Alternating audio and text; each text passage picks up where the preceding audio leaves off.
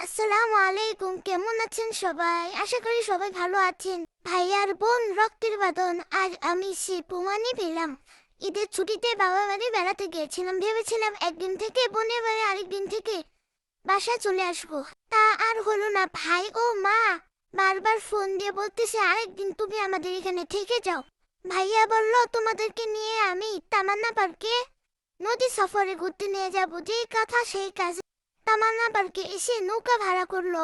নৌকাতে তো উঠতেছি ঠিকই, কিন্তু মনে মনে মনে মনে ভয় পাইতেছি, কারণ আমাদের মধ্যে কেউ সাঁতার জানে না, শুধু আম্মু আর ভাবি ছাড়া। তো ভাইয়া নৌকাতে ওঠার আগে কিছু বাদাম কিনে নিয়েছিল, যাতে নৌকার মধ্যে খাইতে পারে।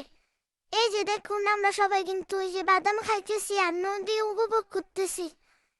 তো আমার আপু নৌকার সামনে একটু এসে বসলো, তার ভিডিও করে দিলাম। আমার আনন্দ চাইতে ভয় বেশি লাগতেছিল, কারণ আমি সাঁতার জানি না।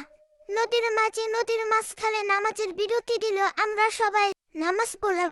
নামাজ শেষে রওনা দিলাম গন্তব্যস্থল তামান্না পার্কের উদ্দেশ্যে। ওই তো গন্তব্যস্থল তামান্না পার্ক। নৌকা থেকে নেমে আমার ছেলে খুব ঠান্ডা খেতে চাইছিল, তাই ভাইয়া আমাদের সবাইকে আইসক্রিমের ট্রিট দিল। খাওয়া দাওয়া শেষ, আমরা বাড়ির দিকে কিন্তু রওনা হয়ে পড়লাম।